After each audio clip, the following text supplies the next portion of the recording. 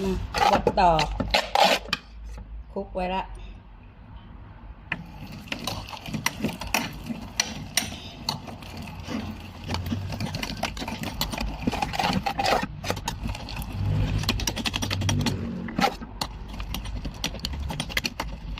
ให้กันอยู่แล้วเช้าให้กุ้งเป็นตัวแล้วนะเช้าให้กุ้งตัวใหญ่มากกุ้งทำแกงส้มให้คนทำต้มใช้เพิ่มตัว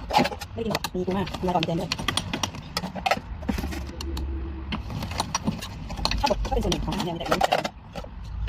ต่างก็ลายทำได้กินเป็นทำได้ก็ลองขออาหารกินให้กินมันได้เป็นยาวๆเนี่ยอยากจะกินที่กินนะครับแค่เก็บรูปมาซื้อเป็นเครื่องใหญ่แล้วก็ราคาเป็นเล็กมาเซ่นี่คือเด็กทั้งหมดได้กินตัวอย่างอยากเก็บที่ไหน